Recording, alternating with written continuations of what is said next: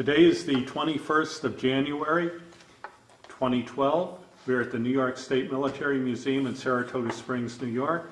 My name is Wayne Clark. Sir, for the record, would you please state your full name and date and place of birth, please? My name is Vincent J. DeSantis, Jr. My birthday was October 15, 1926. I was born in Glens Falls, New York. Did you grow up in Glens Falls? I did, Wayne. I've lived there all my life. And where did you go to school? Well, I attended St. Mary's Academy Elementary School. It was then a elementary high school building. Actually, my class was the first to go through the building that currently is used by St. Mary's, St. Alphonsus parishes, but that was 1931 that I began in a one-room schoolhouse alongside of the current St. Mary's Church. Mm-hmm. It was behind then empty, vacated rectory, all part of the church property. The teachers at St. Mary's were Sisters of St. Joseph, and they had a convent just behind the church, a couple properties. At one time, the St. Mary's, high school was located right alongside of the convent. All of these facilities were brought together in the one school, which is currently there now, Mm-hmm. as I said earlier, and used by St. Mary's and St. Alphonsus Parish. There is no high school. I can't remember when the high school class finished, but I'm going to say it's a good 20 years ago. Mm-hmm. So that they have a preschool program there now and a K through 8. In what year did you graduate from high I school? graduated in 1944. Do you remember where you were and what you were doing when you heard about the attack on Pearl Harbor? Yes, I do.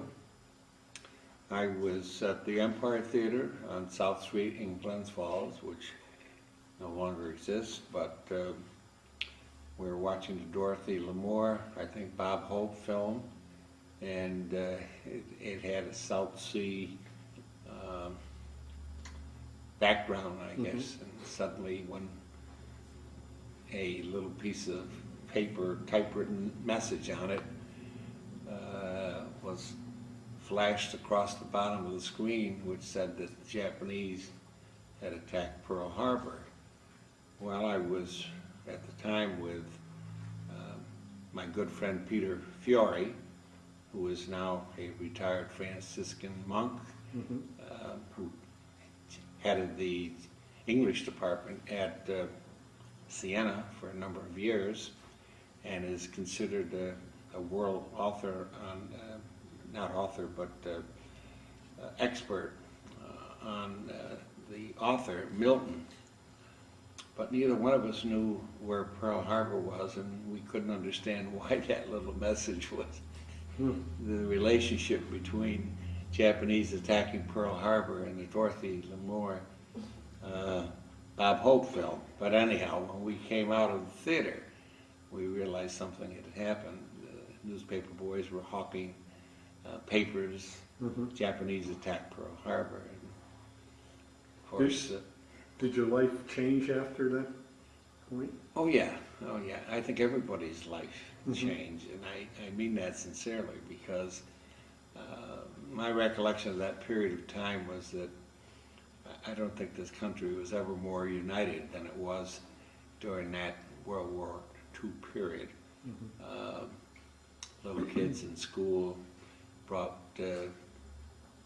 nickels and dimes to fill up saving bonds, booklets. There were scrap drives, there were paper drives, there were all kinds of drives. The rails that had transported trolleys in Glens Falls were all pulled up, as I think they were in many other cities that had rails, buried in the streets. Mm-hmm. So it was a united effort But yes, my life changed dramatically because the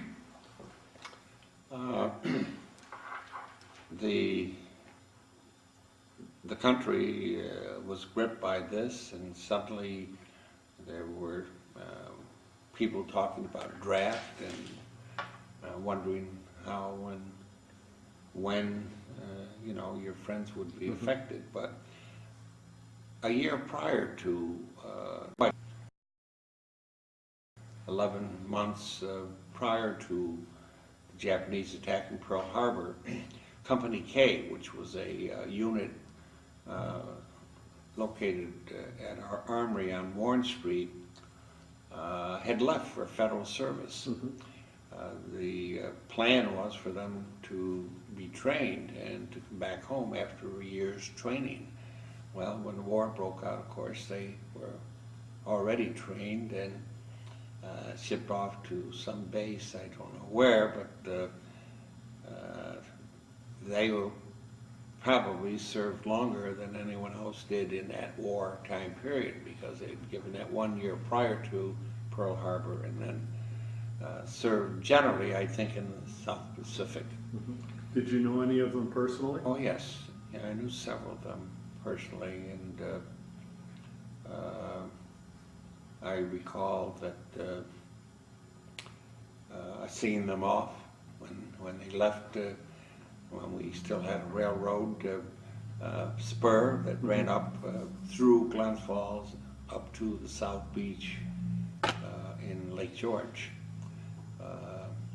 They left by rail, went to Fort Edward, and were connected to a train there at Fort Edward, and went on from there.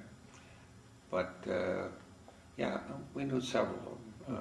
As a matter of fact, Father Peter Fiore, who I made reference to earlier, I was with at the theater when the war broke out, and I would go down to the Army and watch several drills and things like that, practices, because his older brother was a member of the unit. However, they discovered he was too young to be in it, so that when they were federalized, he got weeded out.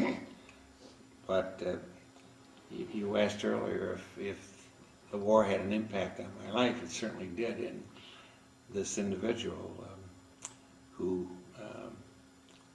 was too young to leave with Company K, at the first opportunity he could, join the Marines. And I recall that Peter and I were in front of his dad's grocery store on Lawrence Street when we saw his brother walking up in the middle of the road, actually. And when he saw us, he picked up his pace, and he got up close to us. He said, I did it. And we said, what'd you do? He said, I joined the Marines. He says, and when I get over there, he says, I'm going to let them have it. And he roundhoused what I hope was an intentional miss, but instead he connected with my chin, and I bear the scars of that blow. We actually did an interview with him, and I think he was nicknamed the Pineapple Kid, wasn't he? Yes, he was. Okay. Yes, he was. So anyhow, he certainly was gun-ho to get into the fray, as they say. But that was my first real impact with a Marine. Fortunately, Dr. Pizzula's office was 2 doors from where this took place, and Mr. Fiore came out of the grocery store wondering what had happened, and after everything settled down, I went over to the doctors. He stitched me up, and I guess Joe broke the news that he had joined the Marines. But anyhow. Now, your family was in the restaurant business at Yes, that point? yes, they were, Wayne. Tell us about your family, how they came to Glens Falls, how they started the restaurant business. Well, my father was a very, very talented person. He had studied cabinetry making in Italy. Matter of fact, we're told that he made his dad's coffin when his father died in Italy. But anyhow, there was not that kind of work when he came to this country, and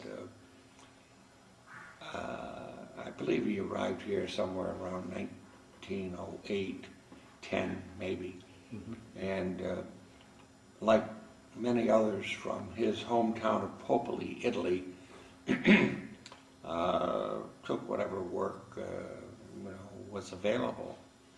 I remember him telling the story about a group of his friends staying at a hotel in Scarterville by the name of Villas, and my father walking over to Victory Mills, which was a big factory in Victory Mills, looking for work. And the man at the gate would call so many, and the rest, were told to go home. So after doing this for 2 weeks, the man at the gate had noticed that my father had been there every morning and said, I noticed you've been here, you want work? And he says, yes. And he said, well, if you work 2 weeks for nothing, he said, I'll give you a job. Well, my father didn't go for that deal. He turned around and worked around as a carpenter. He helped construct the Hudson River Bridge between Glens Falls and South Glens Falls. I would say that would be 4 bridges ago. And he put in the windows at what is now called the old post office on Warren Street in Glens Falls. Matter of fact, Peter Hoffman, who recently bought that from St. Mary's Church, is a great developer in the city. He's done wonderful work. I'm going to try to make an appointment to see him and see if we can't save a couple of those windows that my father put in there. But that was the last job he did as a union carpenter. He just decided that he could probably make a better living in business. So he got into the grocery business and later on the saloon business, as they call it today, would be known as a bar. But then Prohibition came along. He had gone into the service briefly, and when he discharged, started this saloon business on Lawrence Street at the old Lawrence Street Hotel. And when Prohibition came, of course he couldn't operate that bar anymore, and he and my mother, who were married, I think, in 1917 in Yorktown Heights. They met here in this country. They did not know each other in Italy. My mother was from Rome. My father was from Popoli, Italy, the province of Abruzzi.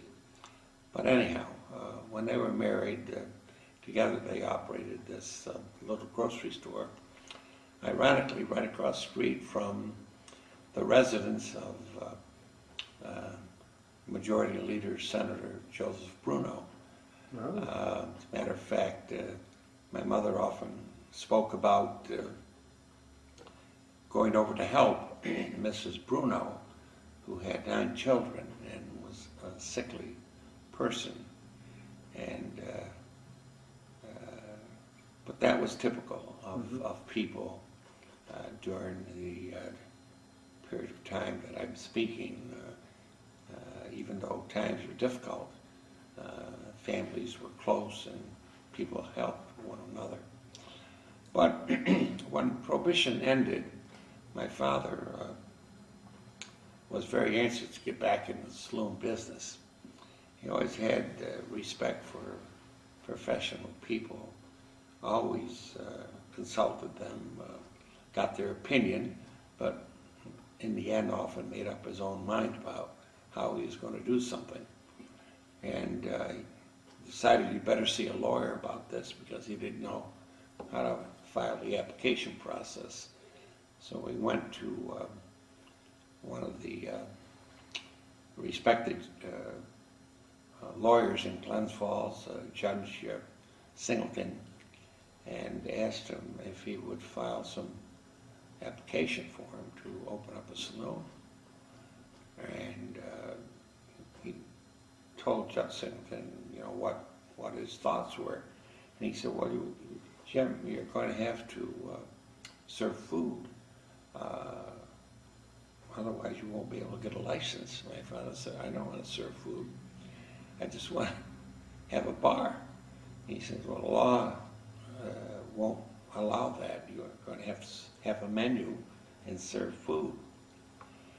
Well, he was disappointed to hear that. When he went home, he told my mother, and the layout of the building that we lived in was such that the bedrooms and the living room and the bathroom were on the second floor, but the kitchen was on the first floor. And that was the area off which my father wanted to have this saloon. Mm-hmm. So he was a thinker, and he thought, he said, I gotta serve food, but I don't want to serve food. So he went to my mother and said, Anna, he said, if somebody comes in here would order a sandwich or a dish of spaghetti, would you mind making it for him? And he said, what do you mean? So, they had this discussion about having to serve food, and he said, if you serve somebody that comes in here food, I'll be able to have the saloon. So she agreed to do that, and she later lamented that she gave herself, by that agreement, a lifetime job. But anyhow, they had prepared a little menu, not too extensive, but the word got out, and people began to come in and order my mother's home cooking, and I think my dad very reluctantly said that within a couple of years we were serving more food than we were wine and liquor. That's a testament to my mother's good cooking. But the business developed, and it developed quickly, despite the fact that there was a depression on. My dad had a very good clientele. The Queensbury Hotel, which is located a couple blocks from the restaurant, which was on the corner of Cherry and Lawrence Street. Now, what was the name of the restaurant? The restaurant was called DeSantis Restaurant. V for Vincent, V, mm-hmm. DeSantis Restaurant. And if people were looking for a meal, the hotel people would often send them down to our restaurant. Glens Falls was the home base for Glens Falls Insurance Company, which had a national reputation after the earthquake of 1906, I think, in San Francisco. They paid off all their claims, so they developed a national presence in the insurance industry and used Glens Falls as its training center for special agents and other management positions. Mm-hmm. So when those people came into town, the management of the insurance company and the hotel would send business down to my parents. And as was customary in those days, if you were a stranger traveling and came into a town, it was dinner time, and you didn't know one restaurant from another, it was customary to stop and ask a policeman if he could recommend a good restaurant, and the policemen were very good. So they sent traffic down to our restaurant, and business really flourished. We were very busy. My mother was able to get some very, very good assistance in the kitchen. Now, did you help out in the kitchen too? Well, I didn't help out. I think the better way to put it was I was in the way. That was our kitchen, and Uh, I have a fondness for homemade noodles, and my mother made it, of course, for the restaurant.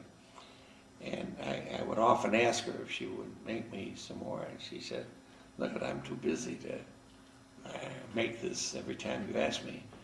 I'll tell you what I'll do," she said, "I'll teach you how to make it." So she did.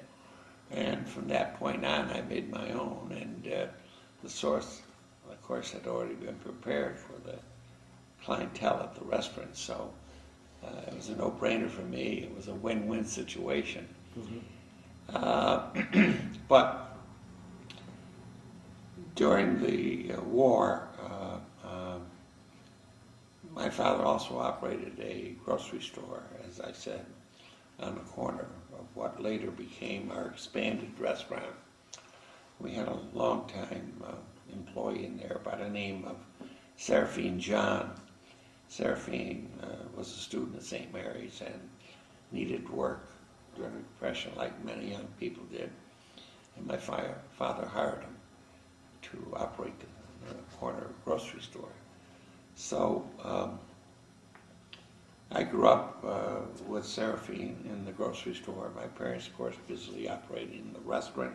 The two properties were joined by a garage in between them. My father owned both buildings. And unfortunately, because it became more difficult to compete with the supermarkets and so forth, my father closed the store in 1941. Of course, that's the year that the war broke out, and that space was empty for a couple of years. My father expanded it, again using his carpentry skills. And I remember in order to expand the space that he had the way he wanted it, he went to an architect to ask if this could be done.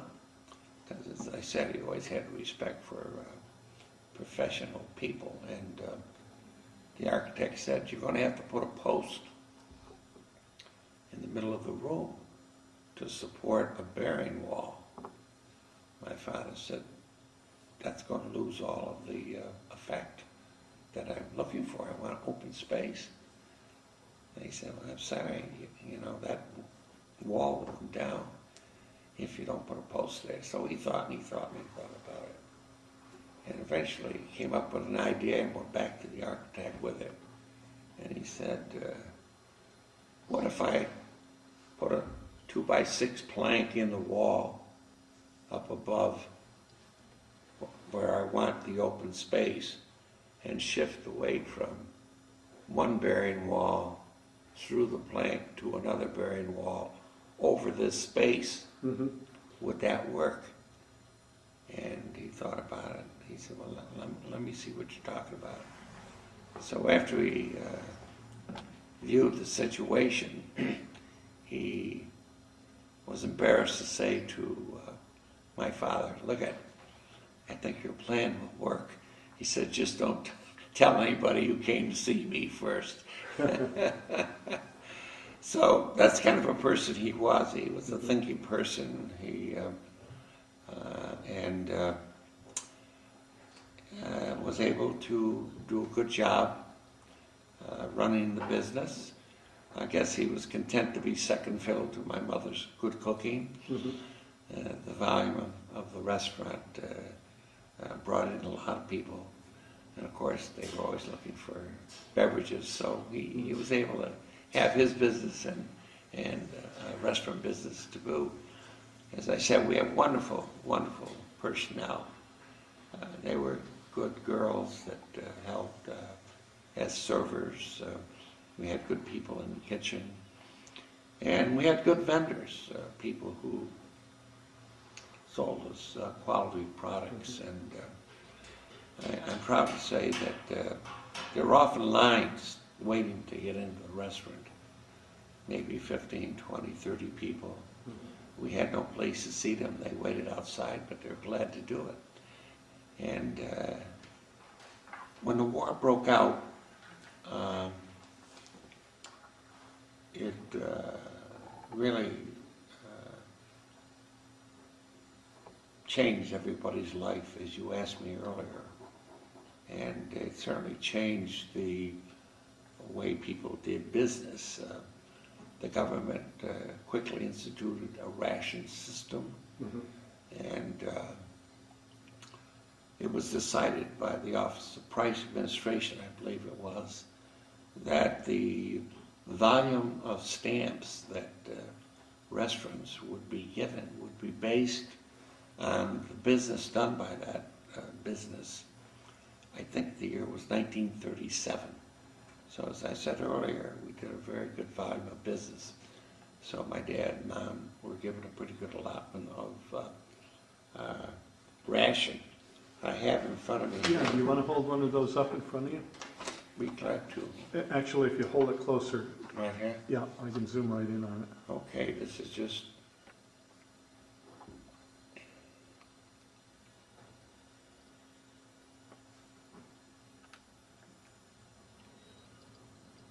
Okay, got it. Okay. This is one of the ration checks that were given to people in business. Now, households were given booklets, and I believe monthly or bi-monthly, I'm not sure, were given stamps through the mail. Yes. And if you went to a grocery store, ration stamps were as important as cash. Because you had to have so many stamps depending upon the volume of products that you bought. I remember I had a job in high school at the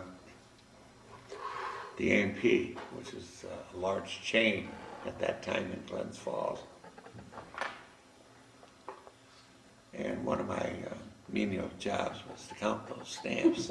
So I can tell you that there were thousands and thousands of them.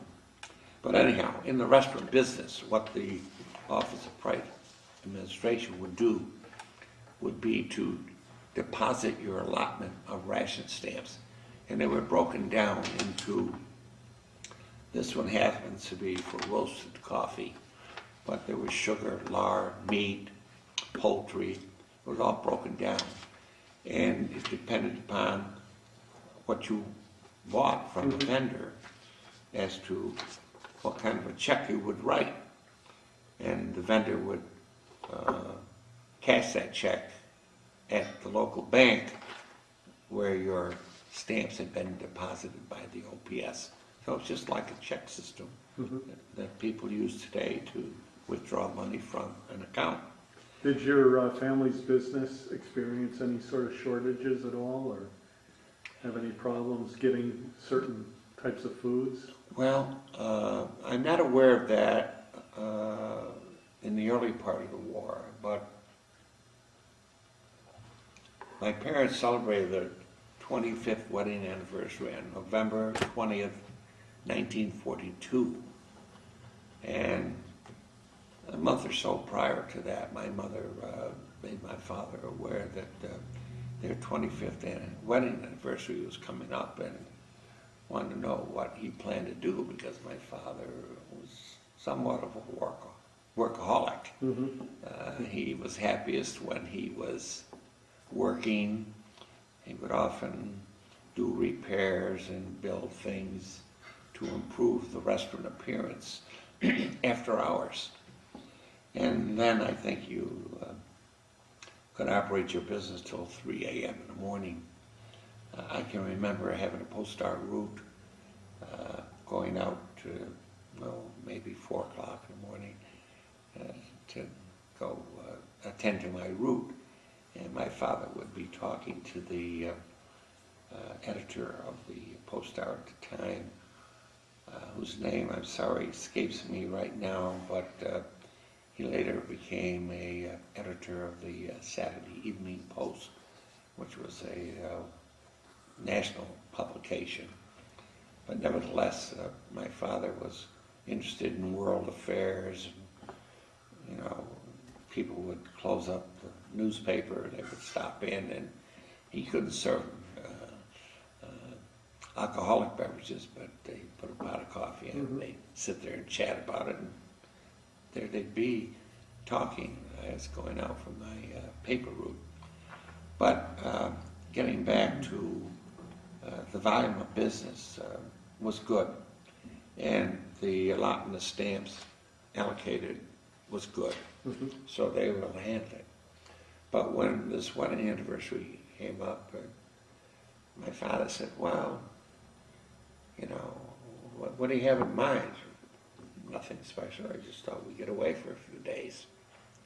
So they decided they would go to New York City, and they were able to get a room at the Commodore Hotel, which is directly above New York City Grand Central Station, railroad station. So, as I said, the anniversary was November 20th. So sometime after the 20th, they ran into a blustery day in New York City. So in order to get out of the hotel room itself, they decided they would walk through the Grand Central Terminal. And while walking through the terminal, they noticed service people all over the place, slouched out on benches, laying on the floor, sitting on the floor, waiting for the gate to open to get a train. So my mother, who was a genuinely warm-hearted person, instinctively said to my father, Jim, you know, it looks like these boys could use a good meal. And my father says, you know, they do, don't they? But, he said, what can we do here? Well, the seed of the idea of giving servicemen free dinners, as I say, instinctively was mentioned by my mother to my father, and sometime between that period, I'm going to say 24th of November to the first anniversary of Pearl Harbor, which was December 7th, 1942, they implemented the idea of giving dinners to service people. I think initially they thought that what they had in mind would be customers who had been drafted into the military or volunteered into the military would come to the restaurant. Having been customers prior to the war, they would come back as customers only in uniform. And it would be then that they would be able to extend their hospitality. But as I said earlier, Glens Falls was the main north-south route, Montreal to New York. It's still a route from which you can drive from New York to Montreal or Montreal and New York, but you're going through all of the small towns and cities that are on that route. And as I said earlier, it was a pretty well-trafficked route. The Northway had not, of course, been built until the 60s, so that there were a lot of people going up and down that road. And now that the war had begun, there were Allied service people coming into Montreal, New York, and vice versa, and going up and down Route 9. And the custom still prevailed that if you were looking for a meal, you would stop and ask a policeman or someone along the street if they could recommend a restaurant. Well, it was a no-brainer if they asked a policeman or even someone who was familiar with our restaurant if they could recommend a place to go eat. And the policeman, of course, would say, well, you want to go down to DeSantis restaurant, you can get a free meal. So they did. And before long, we're getting servicemen that my parents didn't know. But it didn't matter. They said, we're extending an invitation to all servicemen. But the only expansion came where the Allied, the service people from other countries who are allied with our country, France, England, Canada. So I couldn't wait to get home. Often times I would go in and there'd be a French sailor, Canadian, service people. And my parents decided,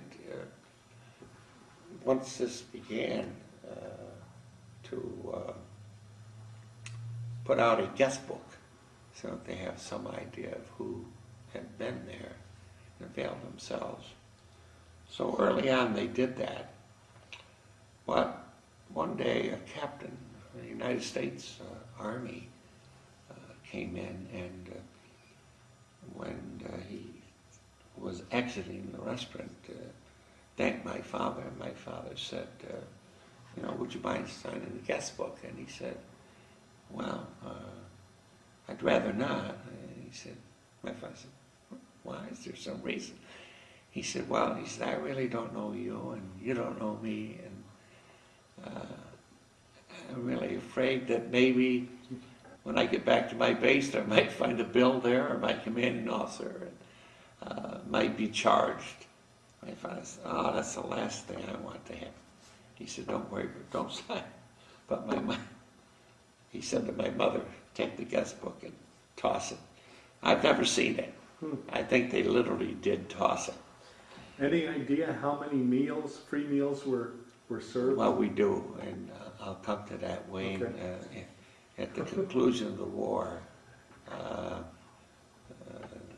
they had served 52,000. Wow. 370 meals. Now you wonder how you could serve that many meals, but when the word spread, during the war, the Navy and the Army had programs in colleges where if you applied, you could attend college by making a commitment to that service. And I particularly remember there was RPI had a program.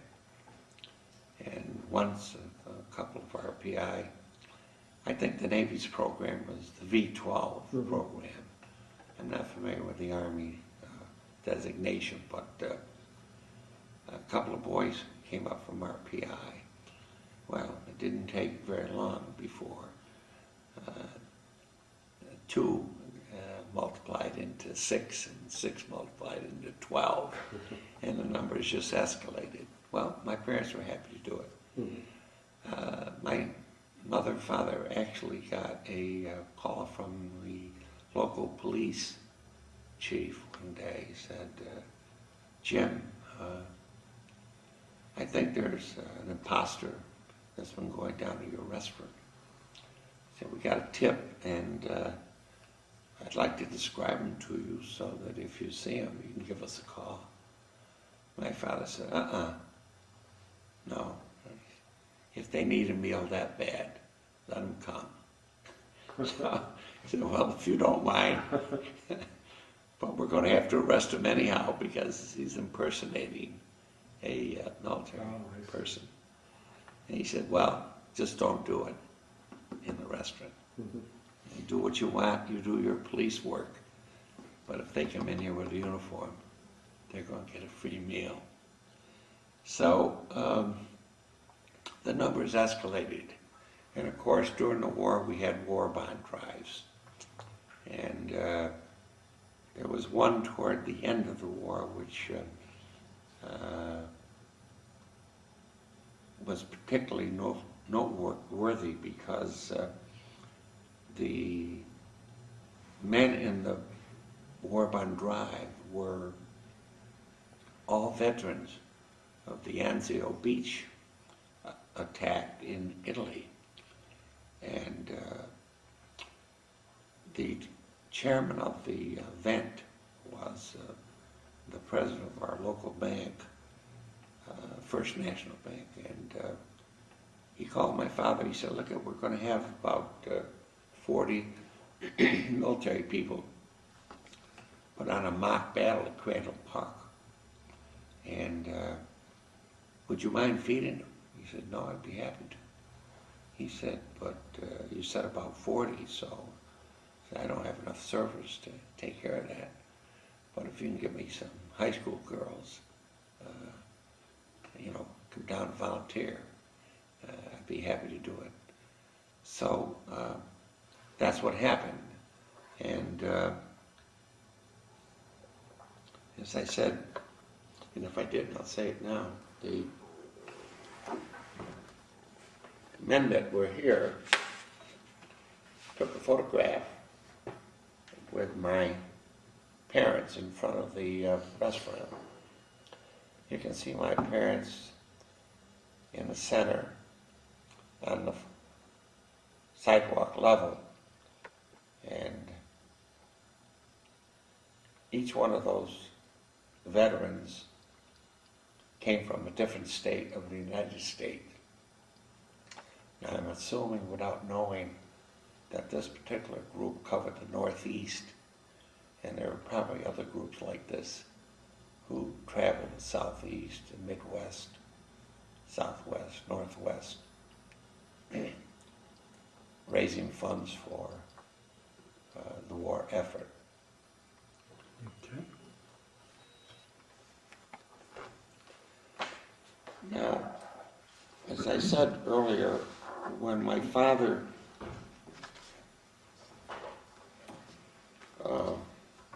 and here a picture of my mother and father.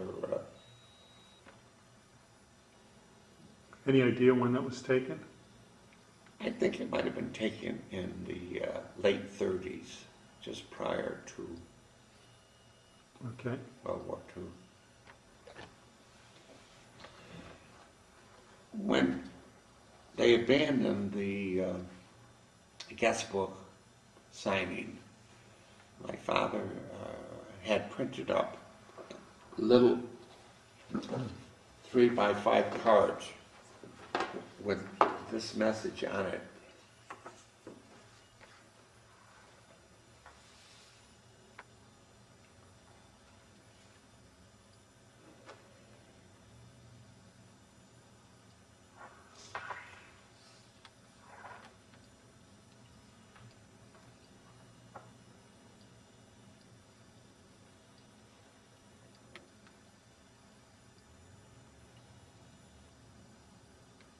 All right, got it.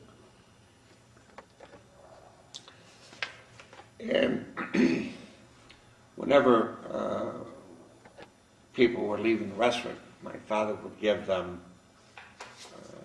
usually 3 cards.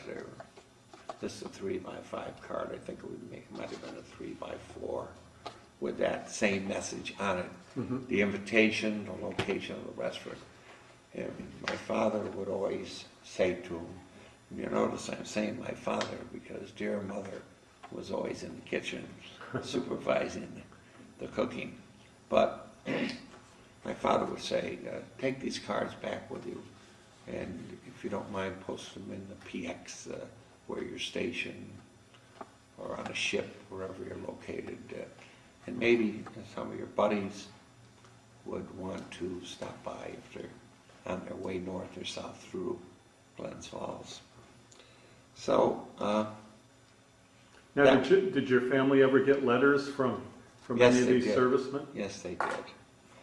And it might be an opportune time to say that when my father died in 1974, my mother and father had, through the 50s and 60s, been honored by various military veterans groups.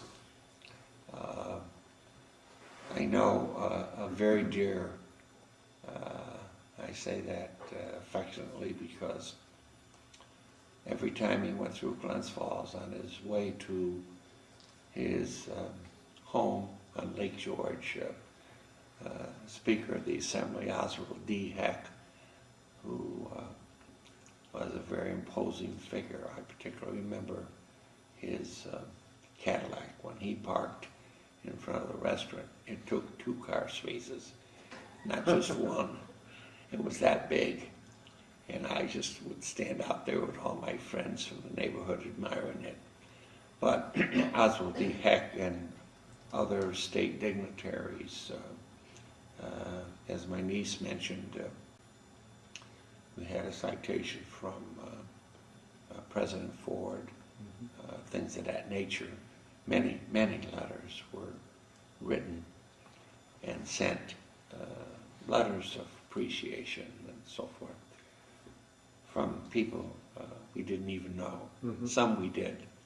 Some were from Glens Falls, one of whom later became a mayor of the city, Robert D. Cronin. It so happens my wife and I live in the high-rise, now named after Mayor Cronin. But he was one of those people who wrote a letter.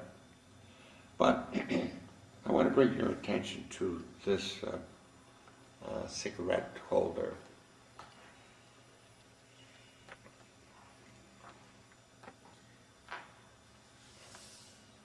Okay. Okay, as I said, my father would give these cards to these people, military people, when they left, and my father, this particular day, this RAF flyer came in and was leaving, and said, "Mr. DeSantis," he said, "there's a good chance you and I will never see one another again." He said, "I would just like to leave this cigarette holder with you as a memento of your kindness." And my father said, "Well, I appreciate that very, very much," and gave him the 3 cards. It wasn't too long after, a couple of months, he got a letter from this RAF officer and said, "I'm back in England, and I've already posted one of your 3 cards in London."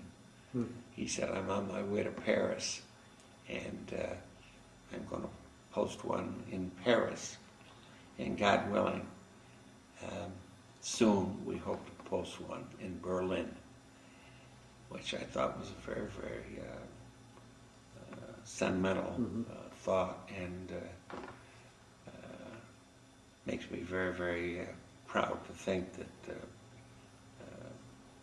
this invitation that was first suggested at the Grand Central Station in New York by my grandmother, or by my mother, excuse me.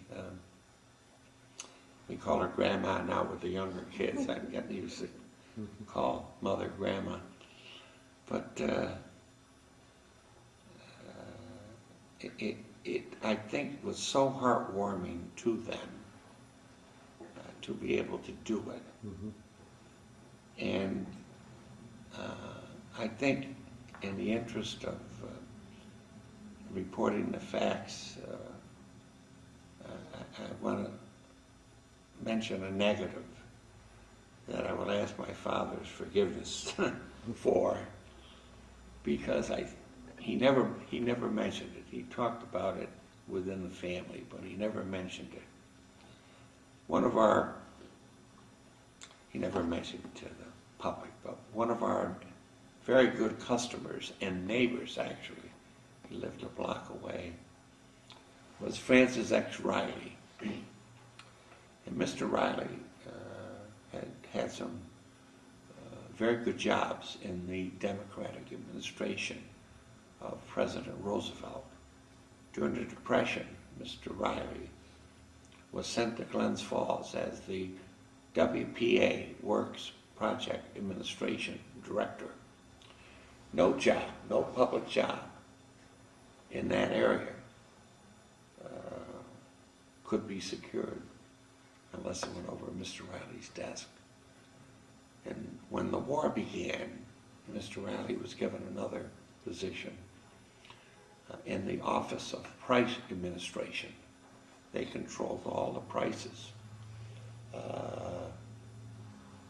not only in grocery stores, but vendors could only charge so much.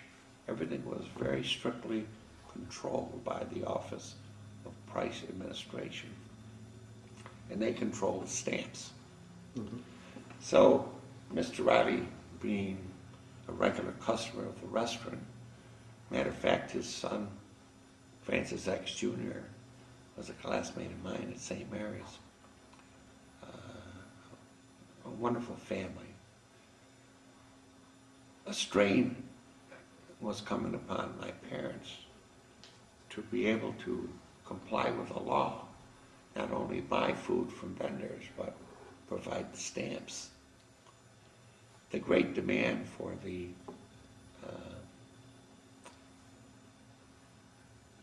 number of people who came Mhm. really put a strain on his allotment, which, as I said earlier, was good because they did a good volume of business in 1937, the year selected by the Office of Price Administration. So my father hated to do it, but he said to Mr. Riley, he said, Frank, he said, I know you have these regional meetings. He said, next time you have one, would you speak to your superior about maybe allotting me more stamps, because it's becoming difficult to keep up with the demand. He said, I'd be glad to, Jim. I'd be glad to. So we did. And the word came back that I'd like to help your friend out, Frank, but tell him it's his football. He's going to have to carry it. Well, that made my father and mother all the more determined that they would see this through. Mm-hmm. And again, as I said, my father was a thinker, so he said, how am I going to get out of this situation? He didn't want to quit the program, and yet he wanted to comply with the law. So he did what I think happened a lot, not only in this regard, but other regards, the black market. Mm-hmm. And he would speak to his vendors. They'd come in no matter what they sold, whether it were tomato products, mayonnaise products, processed foods, it didn't matter. Said, look at, if there's any of your customers that have any excess stamps that they're willing to sell, I'll buy them. So by buying black market stamps, he was able to continue the program. And he freely admits that if the war had lasted another year, he could very well have gone bankrupt.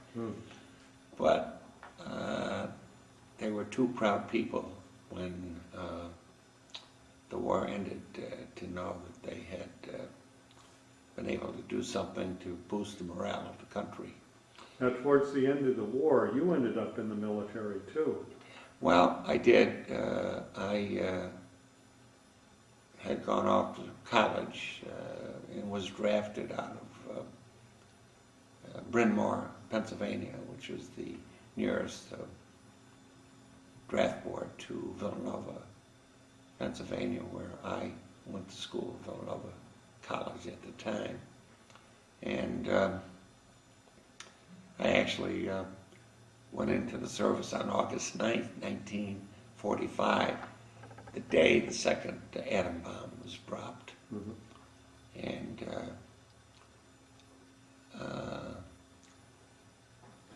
I can appreciate having been in some strange locations myself, what it meant to be able to go into a restaurant, the proprietors of whom you didn't know, and who were welcoming you as a neighbor and a friend. Mm-hmm. And I have to say, too, that it was a welcoming environment because my father had regular customers, people who who were there on a very, very regular basis. And it wasn't the kind of dining room environment that you often see today in restaurants, where people at one table next to another table will never converse. People talked across tables. People talked from tables to the people, the open bar. Hey, where you from? You know, where you stationed? It was always that kind of Very friendly. very friendly, open.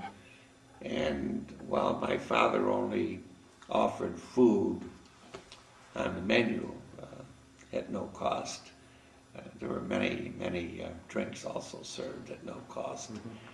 Not only on my parents' part, but on the part of Americans in the restaurant, who were generally happy and proud to offer a French sailor, as I say, or RAF flyer, or an airman from our country who might have been a native of Oklahoma, California, I don't know.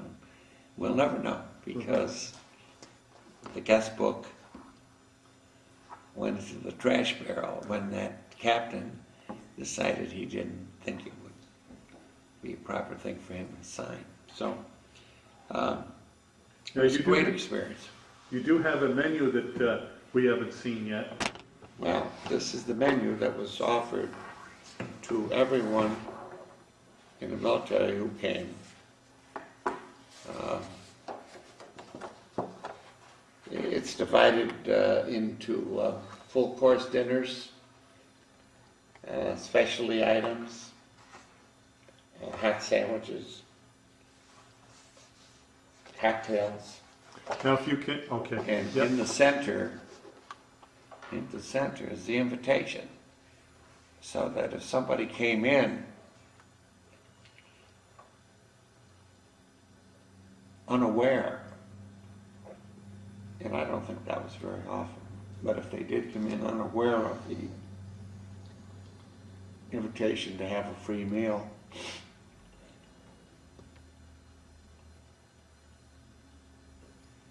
it was right there in the menu for them to see. Okay, let me just get the other side there. I'm just amazed at these prices. The thing that I want to stress here too is that you notice that it's dinner of choice.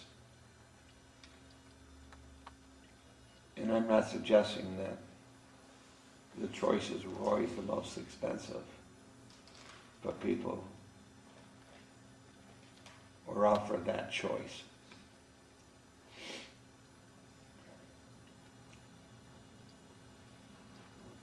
Okay, got it. Well, let me just see the front cover too.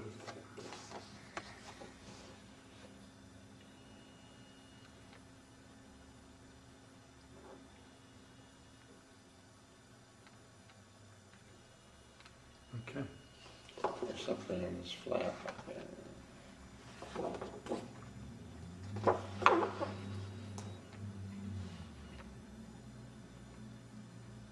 Okay, got it. I want to mention, because I think this will put things in kind of perspective. You tend to lose it sometimes. But I taught school, and my brother Phil, who's 4 years older than myself, 8 years older. What I wanted to say was that my older brother was 8 years older, my older sister was 4 years older, and my younger sister was 4 years younger. We're 4 years apart. Back when my father applied for that license in 1932, the State Liquor Authority licensed a premises. You had to have all the measurements, the windows, the rooms, everything. And they kept it on file. so the proprietors could come and go. They always had the premises on file. That was the important thing. But when money began to be laundered, then the SLA began to be more concerned about the source of money that this applicant was going to use in the business. Was it clean or was it soiled? So what happened was, unfortunately, Governor Rockefeller had a New York State chairman who was an attorney in Ticonderoga, and he was using his influence to offer expedited licenses to the bunny clubs that were proliferating in the New York City area. So the scandal broke, and it exposed the liquor licenses. Let me just stop you here. I've got to change films. We left off where Did I mention that Grandma? You were talking about the liquor licenses. Yeah, but did I mention earlier that my mother had given all of these letters and plaques, whatever there were, to the Crandall Library in Glens? No. Well, you mentioned off camera to me. Off camera. I didn't mention it on camera. No.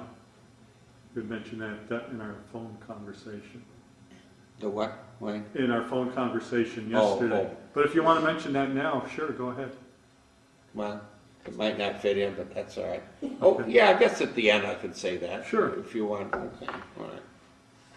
All right. All right, whenever you're ready, I guess I Yep. can. Yeah, we're rolling. Okay. Anyhow, the New York State Republican chairman became an embarrassment to the governor, so it brought about, to make a long story short, a review of the entire liquor laws. And it appeared that there were many locations that were in violation, in that they did not serve food. Mm-hmm. Now, there was a license known as the tavern license, but most places just applied for a license and were given a license, but if you went in to ask for a sandwich or something, you wouldn't be able to get it. So what it did was say, okay, now we don't care that you don't serve food, but you're going to have to pay a special fee, a higher fee, for a tavern license. And a tavern license simply means that all the tables must be in full view of the bar. That's a true tavern license. But to those people who currently had licenses, they could be grandfathered, even though the tables were not in full view of the bar. So in 1965, my brother Phil had an opportunity to buy a location. Lake George took it, and then I think he did the right thing. It was a good opportunity for him. But I was the only other male in the family, so I left my teaching job to help out, because my parents were still both alive and needed the income from the building. So I applied for a tavern license, and I was able to continue teaching on a part-time basis and still operate the restaurant, provide an income without the necessity of having to have a full menu. So I paid the higher fee, but it gave me a benefit. And what I was going to say was, I thought during that period of time, this was 1965 through 1970 that I'm speaking, I decided I would honor my parents for what they had done during the war by offering the menu I just showed you for one day. Just roll back the prices to 1942, and whoever came in, came in. So I did advertise what I did the first time, which I think was 1966. And I remember Post-Star, that's our local publication, reporter came by and said, "What's going on here? I never saw so many cars. They're all over the place." And I think I had the highest compliment could possibly be paid to me by one of Charlie Wood, who was the founder of Storytown, later Great Escape. His manager was Rex Billings, and he was one of the people who showed up that day. And I'm scurrying back and forth because I never expected the volume of people to show up that did. And I was kind of embarrassed because we just weren't ready for it. And Rex stopped me once. He says, "Hey Vince," he said, "I thought I worked for the greatest promoter in town." He said, "But this exceeds anything we've ever done." And I said, "Well, Rex, I apologize to you." I said, "It was never intended, to attract this many people. I just wasn't ready for it." I says, "You come back next year, there'll be sittings," which is what I did in the succeeding years. A 4 o'clock sitting, a 6 o'clock, and 8 o'clock sitting. But anyhow, this reporter the first year, when we were just overrun like Grant ran over Richmond, he said, "What's going on here anyhow?" So I told him. He said, "How can you sell veal and peppers for 95 cents? You know?" I said, "Well, at the time, I know we were paying about $4.95 for a pound of veal. It's probably twice that now, maybe even 3 times that. But at the time, it was about $5 a pound." And I said, "Well, look at it this way."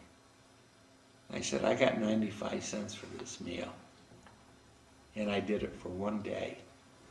I said, "My parents got nothing for it but the satisfaction of doing it, and they did it for almost 5 years." And I said, "I guess that does put it in perspective." I said, "Well, it's just the way it was. That's the reality of it." When they entered the offering meals, they never anticipated costs. They never said, this could bankrupt us. It just wasn't in their psyche. They just felt that this is something they thought would be a nice gesture. As I said, it came from my mother's heart to my father's brain, and within 10 days they implemented it. So certainly they could not have given an awful lot of thought to the potential cost of it all. And even if those meals had been paid for, it still would not equal the satisfaction that I know they felt. They're so proud to be able to have done it, to have talked to so many boys from all over this country who were serving, and some of whom never came back. And I want to say this, we're visually reminded of this every day, because across the street from the restaurant was a family, also immigrant people. Thomas Marzola, a very well-known family in the city of Glens Falls. 5 sons were in the service, and they proudly displayed those 5 stars in their window. And all you had to do was look out our window, and you could see those 5 stars in their window. And my parents were aware. You know, they saw those kids grow up and would inquire, you know, where's Tommy, where's Sylvester, where's Nikki, of Mrs. Marzola. And that's the reality of it when it comes down to what they did versus what some parents did. And there was a family who lost a son to the day that, you know, they died. They spoke very broken English, very, very proud of the fact that she was a Gold Star mother. So my parents put everything in perspective, and they received satisfaction of having those boys come in and go out there with a meal. It's the least they could do. And I want to say this on behalf of the Italian people. What my parents did, I think many Italian families would do. You go into the Italian immigrant home, and it was opened up to you. To this day, anything they can offer you, a glass of wine, a piece of salami, a piece of cheese, just the hospitality aspect of it. So I think that's what came from my mother's heart, was a genuine gesture of hospitality, and this wonderful gesture that they performed was done with gratitude for what this country did for them. My mother and father, I think, left the community better than what they found it. Glens Falls has always been a wonderful community. I was happy to serve as mayor in 1994 through 1997. Something I never dreamed would ever happen, growing up on the east end of the city. So my parents were blessed. They worked hard. They actually lived the American dream. And that's what America's all about, and I hope will continue to be in future generations. It's a perfect ending, but I do have a couple of questions I'd like to ask you about your own service. You relate an interesting story about meeting Mickey Rooney, but let me just ask you, where did you go for your basic training? Fort Dix, and that's where I was discharged. Now, did you go on to an advanced school after basic? I did not. What was happening when I went in the service, Wayne, was the great influx of draftees were now being exited from the military services. So Fort Dix was a huge separation center. And I worked on personnel records. And I worked in a medical company. And we had a team of about 8 doctors, all specialties, and these groups of separatees would be coming through for discharge, and they would be examined. And any claims that were made for injury in service were filed at that time, and it was just a whole series of steps you had to go through. It didn't matter who you were, what branch of service you were in, you all had to go through the same process. Make sure that if you had a claim, it was on file. And if you had an injury, it could be determined by the doctors or discovered at that time. So, the particular office I was in was in a hallway through which these groups, I think there were groups of about a dozen, would move at a time. And the word got out that Mickey Rooney was out in the hallway, and so we asked the lieutenant, who was our superior, if we could go out and see him. He says, yeah, just don't be all day. So we went out there, and kind of, I'm being facetious now, but I'm kind of looking around here. Oh, he's down there. He's the shortest fellow. I didn't think you could be in the military and be that short, but of course he was special services, and I really don't know where he served. I don't know anything about that. I know he was over in Europe. Was he? Yes. But I know everybody was asking for an autograph, and I was standing to his right, so I offered him my pen, which he immediately dropped. Bent the point a little bit, but I guess it didn't matter. He signed everybody's autograph and showed us a picture of his then wife. I don't know how many he had. I think he had 6 or 7. At the time it was Ava Gardner. It was a beautiful picture of her laying in, kind of a posed shot on the top of a wall. Looked like a French, Spanish setting. I have no idea where it was, but it was a beautiful picture. He was proud of it. He was headed for Philadelphia that night, and wherever he went since, he's still alive as far as I know. Yes, I think But he is. to answer your question,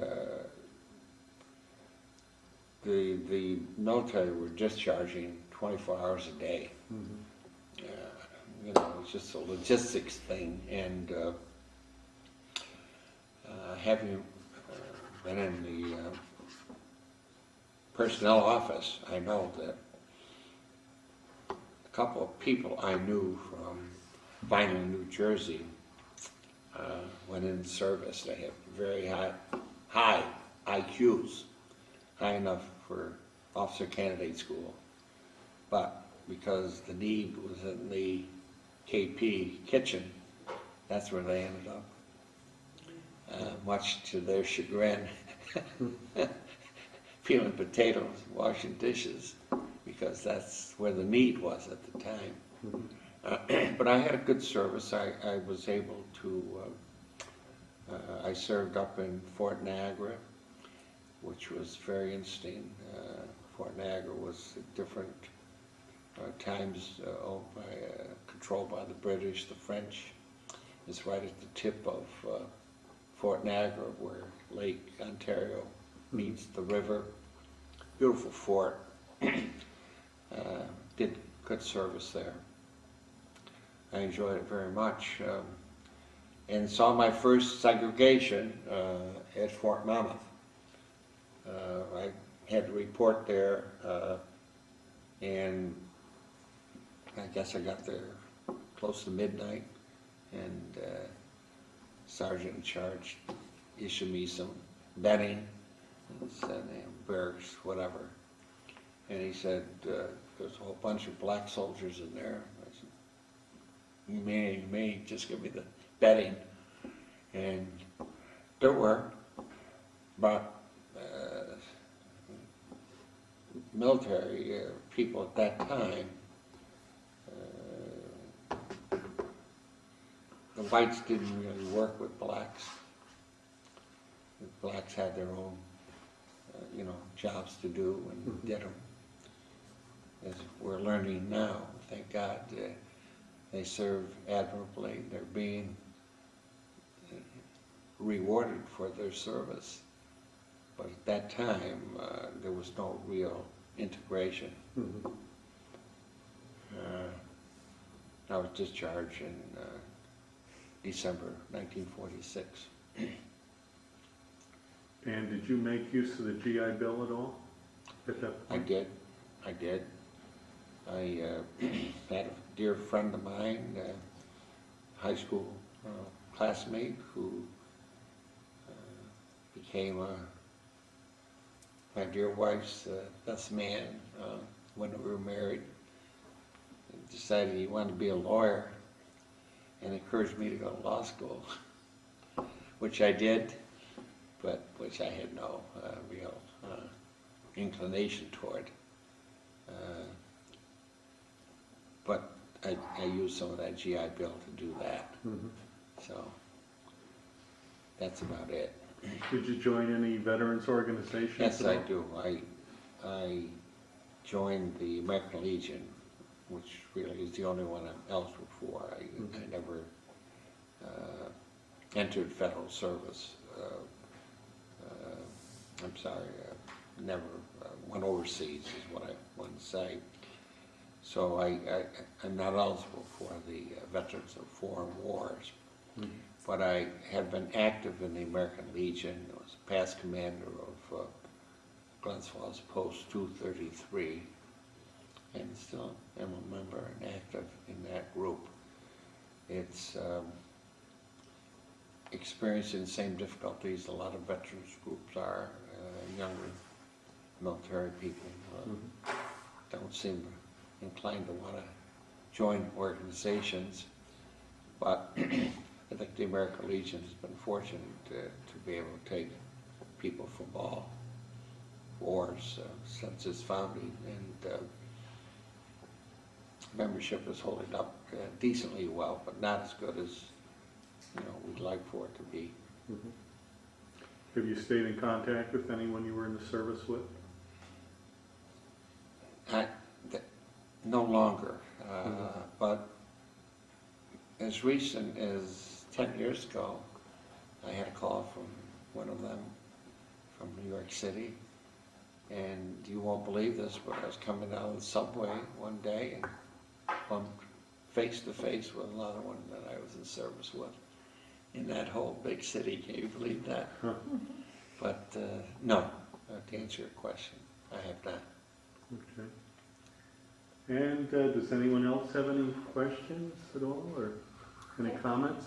I have a question, Uncle Jim. You mentioned a lot of boys that came to the restaurant for free meals. What about the girls? And I think I saw in some of the stuff that Aunt Dewey was in the military for some time period. You mentioned have an interesting story there. It's kind of an aside, but Grandma became very, very friendly with a gal from Newburgh, New York, whose boyfriend was a local guy, not originally, but had moved from, I think, New York City up to Hudson Falls. Somewhere they met, and he was expected to go into service. So she joined the WACs.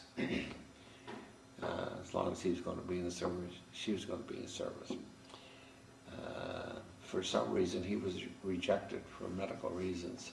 And she ended up in the service and he wasn't. So they would come to the restaurant, and Grandma became very friendly with Elizabeth. Aunt Shirley would know Elizabeth because we maintained communication with her for a number of years. She eventually ended up marrying an officer who served at the United States Air Force Academy. Mm-hmm. And the last contact we had with her was Colorado Springs, Colorado, where she lived. She worked in I think it was a specialty office, some physician's office. She was the office manager for a large medical practice. But that's it. In terms of women, we didn't see What about many. Aunt Dewey? What did she do? Pardon? What did Aunt Dewey do? Coast Guard. Yeah, Aunt Julie was in the spars, they called them. She served in, I think, Governor's Island. I know she trained at Hunter's College, which is down in the New York City area. I think all her time of service was in New York City area. Although she did at one time, as part of her training was out at Oklahoma. Can't think of the bases out there. I recognize it if I heard it. Fort Sill, Oklahoma. Give me another one. It could be Sill. Jeez, Yeah, could be I Sill. can't think of any other notes. Yeah, she was out in Oklahoma for So there were some specialty women, training. there were some girls and women, but not as much as men, that came for the meals. I don't remember seeing any, other than Elizabeth. If there were, I don't remember. Yeah. No, they weren't there. I don't know. I would say the women who served at that time would not, we're talking now during the war, right? During the war period, would not have necessarily been going north of Montreal or south of New York from Montreal on a military assignment. You know, I think they would have been sent to a certain location within the States or overseas. But they would be traveling. I don't think they, really, if And they then it would were. just be local girls that may have come home that would come in, like Elizabeth. Well, the only other local girl that I knew of that was in the service was Susan Delstar, who lost that brother that I mentioned, a large family. But she never came to the restaurant that I'm aware of, Yeah. Anyone else? All right, well, thank you so much for your interview. My pleasure, Wayne. This has been very, very nice, and for me to be able to do this in presence of my nieces, my wife, and my daughter. Yeah, pleasure to meet you, and Well, I wish likewise. you very, very. You did an excellent job, and I really enjoyed doing the interview with you. Thank you very much. Yeah. Do you want to tell us about the National Cemetery and Jerry Solomon? I'd be happy to, Wayne. Congressman Solomon was the one political figure that encouraged me the most to consider running for public office. I had been very, very active in the Glens Falls Elks organization, and he became aware of that for various reasons, and I'm also happy to mention that the Elks organization does honor a Mother of the Year, and my mother was honored, I'm going to say, 1983, somewhere in there, for what she and Dad had done during World War II. Congressman Solomon was there at the ceremony, and anyhow, when it appeared that he would receive the allocations and for a national cemetery, I was invited to attend the announcement ceremonies, which were actually held on the site of the National Cemetery, which was then nothing but a cornfield. My wife Shirley had just a few years before broken her leg, a compound fracture, and was still at that time very skittish about walking on level of ground, let alone walking through a cornfield. But if we wanted to attend the ceremonies, Congressman Solomon had arranged to have the ceremony held on kind of one of the knolls of the field.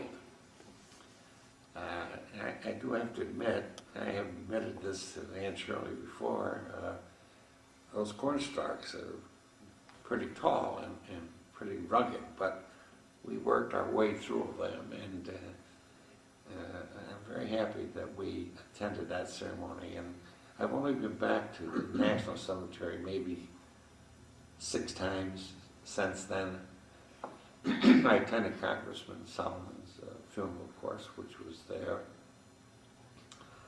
But I couldn't believe how much that cornfield had been improved the second time I went there, and how much more the 3rd, 4th, 5th, and last time I was there. It's beautiful, beautiful cemetery, and I'm very happy that Congressman Solomon was so honored. It's my understanding that only 3 people, 3 personas, if you will, have been so honored to have a national cemetery named after them. One of them being President Abraham Lincoln. I don't know who the other person is, and Jerry Solomon. So I think that's pretty good company. Definitely. And quite a tribute to Congressman Solomon, who I think was deserving. I think he genuinely felt the need to do something for veterans, and I'm so happy he pursued it. I'm just sorry that he became ill and resigned his position in Congress, because I think he would have made a lot of waves on behalf of veterans today. It distresses me to hear from time to time that the government is not fulfilling its total obligation to veterans. You hear a lot of rhetoric, but it's sad to see that some of our veterans who are severely injured, those coming out of the Gulf War, Iraq and Afghanistan, aren't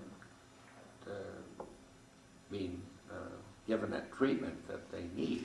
I think it's better now than it might have been 3 or 4 years ago, this being beginning of 2012, but I hope it continues to be what it should be, because I think those who have passed on, killed in the war,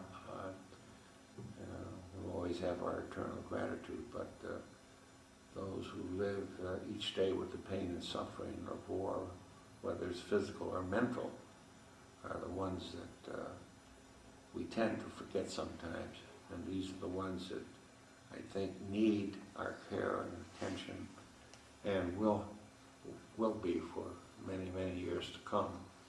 So I hope the government and the American public will realize that these boys, particularly in these recent wars, Afghanistan, Iraq, Gulf wars, are all volunteers. Mm-hmm. There are people who willingly have given up their freedom to go to war and risk their lives for the rest of us, I guess is the best way to put it. And I'll never forget, I attended an American Legion meeting one evening, and one of our members asked me if I was going down to the Army to see the group that was leaving from Glens Falls. This goes back about 5 years ago, maybe 6. And I said, I wasn't aware of it, but yeah, I'd like to go. So Shirley and I wound our way down there, the bus there, and people scattered all over the sidewalk along, actually, even the roadway. And I made a comment to Shirley and to my friend. I said, I don't know anybody here. They said, but you know, it's kind of a sad moment to see these kids go off, and yet all of them are smiling. They're all, you know, they're anxious. They couldn't wait to go. And next thing I know, I'm looking at this one soldier and his girlfriend embraced. When he walked away from her, I realized he was a former student of mine. So I only had a minute to talk to him, but I did, and it turned out that it was his wife that he was embracing, and somehow our local newspaper caught a photograph of her with one tear on her cheek. It's the most beautiful picture. It told the whole story, you know, that people were saddened to see them go off to war. But they seemed, you know, because they were friends. And I think that's the one distinguishing feature, I think, of our military people today. Take them home on leave. They're anxious to get back because they miss their buddies. That's kind of unusual. But it shows the fervor and the resolve that they have to do the job that they take the oath to do. So we have to be proud of them, and I think we have to provide for them if they come back with a physical or mental need. That's it. Well done, thank you. You're welcome, Mike. Thank you.